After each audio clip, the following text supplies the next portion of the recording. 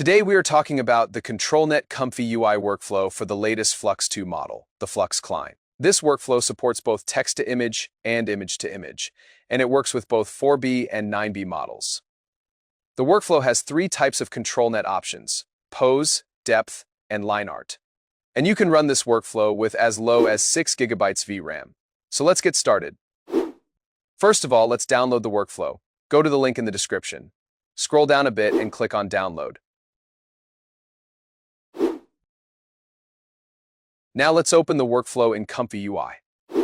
After opening the workflow, make sure to install any missing nodes from the Nodes Manager. If you see any red nodes after that, then update ComfyUI. Links for the Flux Klein GGUF model and all other model files are inside the workflow, so you can easily download them from here. Now let's see how each part works. First, for image-to-image, we load the input image. Then we load the GGUF model. I am using the 9B distilled model. I have 12 GB VRAM, so I am using the Q8 GGUF. If you want, you can also the 9B base model or the 4B models. For 6 GB VRAM, you should use the 4B model. Next, we set the positive and negative prompt. For the distilled model, we don't need to set any negative prompt. After that, we have the sampler settings here. You don't need to change anything if you are using the distilled model. If you are using the base model, then set the config to 5 and the number of steps to 20. After that, we have the ControlNet. All the ControlNet models will be downloaded automatically when you run the workflow, so you don't need to download them separately. This workflow has three types of ControlNet. First is the Pose ControlNet. Here we load an image and use the DW Pose model to extract the pose. You can use this ControlNet for both text-to-image and image-to-image. Next, we have the Depth ControlNet. Here we load an image and use the Depth Anything model to create a depth map. The Depth ControlNet is only for text-to-image generation. Third one is the Line Art ControlNet.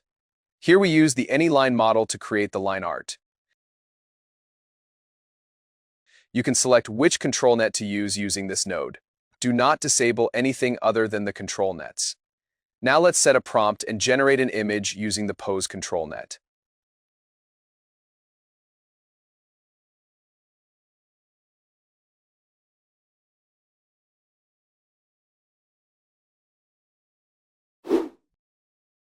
The result is looking good.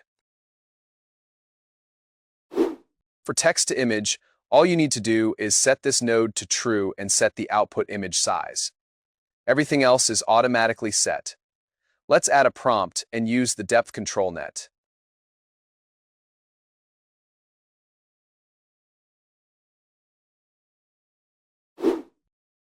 The result is matching the depth map of the input image. Now let's use the Line Art ControlNet.